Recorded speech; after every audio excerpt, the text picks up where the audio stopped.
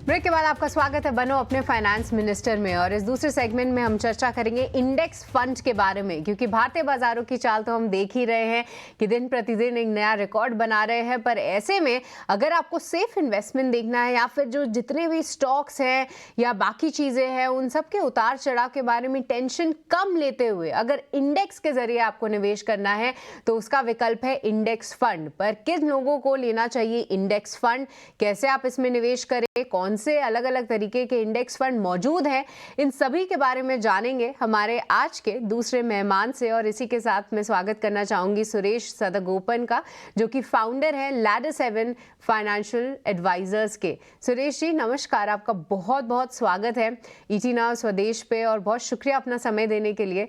सबसे पहले तो देखिए, अगर बाजारों की बात करें तो वो रुकने का नाम नहीं ले रहे। ऐसे में at least Nifty 50 as an index ने तो 7% से ज़्यादा रिटर्न दिया है। और ये देखा जाए तो जो एफडी रिटर्न्स दे रही है पूरे साल में जो देती है वो फिलहाल हम इंडेक्स फंड में आते हुए देख रहे हैं। पर अगर किसी को इन्वेस्ट करना है इंडेक्स फंड में तो जी हाँ, वो एक लंबा नज़रिया बनाते हैं।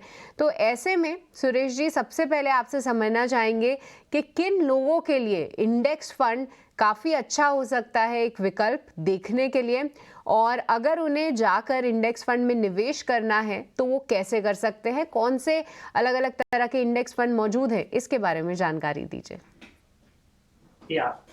जैसे आपने बताया था ना, इंडेक्स फंड जो होता है वो बहुत सारा ऐसा इक्विटी शेयर्स को इकट्ठा करके 30 या 50 ऐसा सेंसेक्स 30 निफ्टी 50 ऐसा करके इकट्ठा करके एक इंडेक्स बनाते हैं।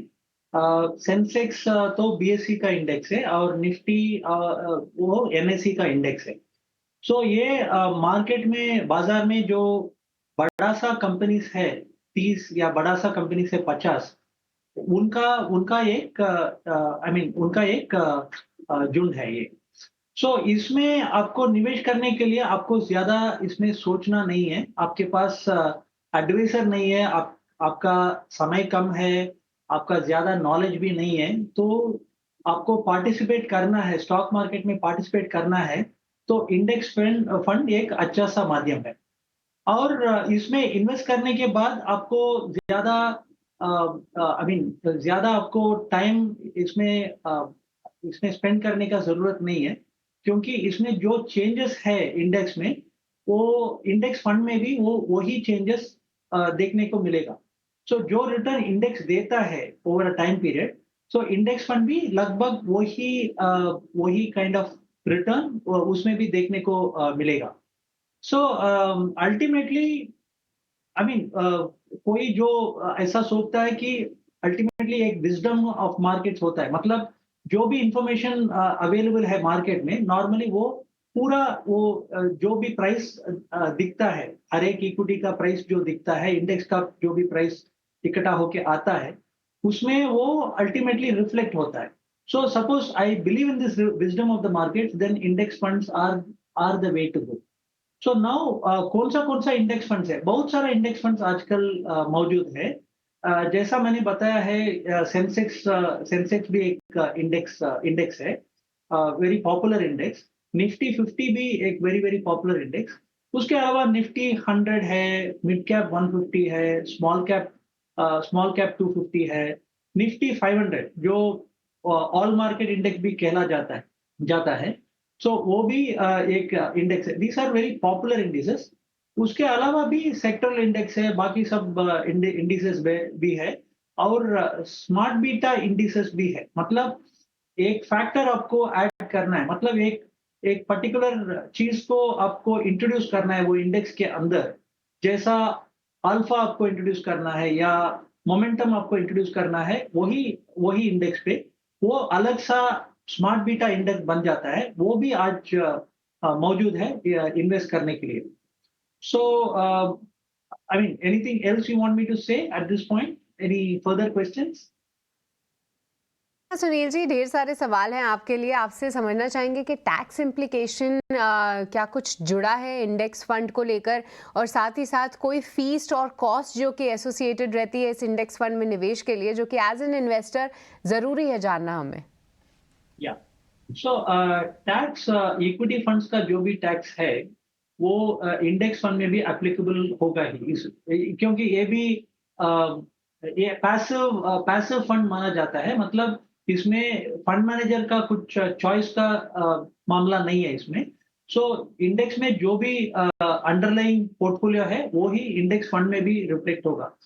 इसमें फंड मैनेजर का एक्टिव रोल नहीं है, इसके वजह से इसमें कॉस्ट मैंने meaning expenses total expense ratio करके बोलते हैं म्यूचुअल फंड में, वो नॉर्मली बहुत कम होता है क्योंकि फंड मैनेजर का इसमें कुछ भी मेहनत नहीं है, उनका रिसर्च एनालिस्ट का भी कुछ मेहनत नहीं है, सिर्फ उनको रेप्लिकेट करना है। सो आप देखेंगे तो मे बी 20 या 25 पैसा या 40 पैसा ही 0.2 to 0.4% और 0.5% will be the charges typically for an index fund. उसके तुलना में आप एक्टिव फंड को देखेंगे तो 1.2, 1.5, 1.7% पर एनम उतना चार्जेस होगा। सो मतलब इंडेक्स फंड और नॉर्मल एक्टिवली मैनेज फंड में 0.7 to 1% का डिफरेंस देखने को मिलेगा। सो वो एक फैक्टर है सिर्फ। लेकिन मैं इतना बोलना चाहता हूं कि वो सिर्फ वो फैक्टर हमको नहीं देखना है। अल्टीमेटली एज एन इन्वेस्टर आपको वो निवेश करने के बाद आपको अच्छा रिटर्न मिलेगा कि नहीं, तो आप सिर्फ कॉस्ट को नहीं देख सकते हैं। सो टैक्स के बारे में मैंने बताया था, कॉस्ट के बारे में अभी मैं बता चुका हूं। मैं इसके पहले जो फैक्टर मैंने बोला है ना, वो ही इंपॉर्टेंट फैक्टर है। इंडेक्स फंड आपके लिए सूटेबल है नहीं सूटेबल है, सो आप आपका आपका आउटलुक के हिसाब से आप भी देखना है। तो आपको ज्यादा पोर्टफोलियो में अननेसेसरली चेंजेस नहीं करना है, देखना नहीं है, आपके पास टाइम नहीं है, नॉलेज नहीं है, एडवाइजर भी नहीं है, तो इंडेक्स फंड अच्छा विकल्प बन जाता है। ठीक है। और एक और चीज़ सुनील जी आपसे समझना चाहेंगे कि कौन से लोगों को जो है इंडेक्स फंड में ख़ास तौर से इन्वेस्ट करना चाहिए, और क्योंकि जब हम एक पूरा पोर्टफोलियो बनाते हैं, ढेर सारे उसमें म्यूचुअल फंड्स रहते हैं या फिर फंड्स रहते हैं, तो उसमें अगर किसी को एलोकेशन देना है परसेंटेज टर्म्स में इंडेक्स फंड को, तो फिर वो कितना होना चाहिए? तो इसके पहले भी हमने देखा है कौन सा तरीके का इन्वेस्टर को इन्वेस्ट करना है। लेकिन पैसिव एक्टिव आज एक रियल डिबेट हो गया है। सो कोई कोई लोग ऐसा बोलते हैं कि पैसिव में ही इन्वेस्ट करना है या एक्टिव में ही इन्वेस्ट करना है। एक्चुअली देखा जाएगा तो ऐसा एक्टिव पैसिव ऐसा आई मीन कुछ I mean we should not really get into that debate at all, क्योंकि पैसिव का कुछ खासियत है और एक्टिव फंड्स का भी उनका रोल है हमारा पोर्टफोलियो में। आप there is a report called SPIVA report, that is S&P index versus active करके एक रिपोर्ट है। उसमें इंडेक्स इंडेक्स के तुलने में एक्टिव फंड्स जितना जितना एक्टिव फंड्स आउट परफॉर्म करते हैं इंडेक्स को, ऐसा करके एक रिपोर्ट है।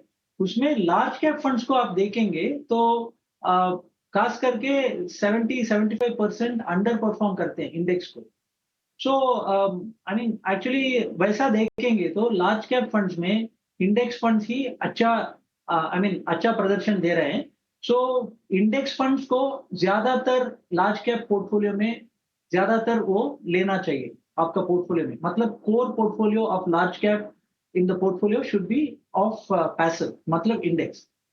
इसका मतलब ये नहीं है कि उसमें बिल्कुल एक्टिव फंड्स नहीं होना चाहिए। मतलब 70-75% of the times it is not underperform, it is not able to outperform. मतलब 30 या 25% आउट परफॉर्म भी कर रहा है। मतलब सैटेलाइट पोर्टफोलियो में लार्ज कैप फंड का कुछ कुछ आप चूज करके भी रख सकते हैं। ओके, सो कोर और सैटेलाइट में वो आप लेके आ सकते हैं।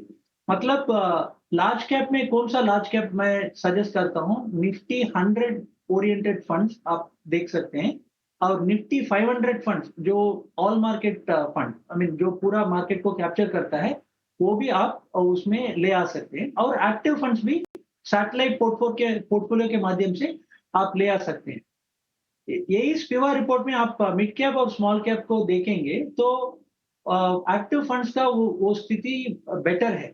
मतलब active funds outperform the index more percentage as हाँ। Compare to the large cap. So इसमें आप कोर पोर्टफोलियो में आप ये ला सकते हैं, मतलब ला सकते हैं इस एक्टिव ला सकते हैं। ओके और सैटेलाइट पोर्टफोलियो में आप इंडेक्स फंड जोड़ सकते हैं। फंड रख सकते हैं। सो ओके लार्ज भी ऐसा पोर्टफोलियो कंस्ट्रक्ट कर सकते हैं। ओके बहुत बहुत शुक्रिया सुरेश जी, आज हमारे साथ ये पूरी चर्चा में भाग लेने के लिए बहुत अच्छा लगा कि आप जुड़े, और साथ ही इंडेक्स फंड के बारे में, उनकी बारीकियों के बारे में, क्या कुछ चीज़ें ध्यान रखनी है एज एन इन्वेस्टर, इसके बारे में हमें और हमारे दर्शकों को ज्ञान भी दिया। बहुत बहुत शुक्रिया आपका हमारे साथ जुड़ने के लिए।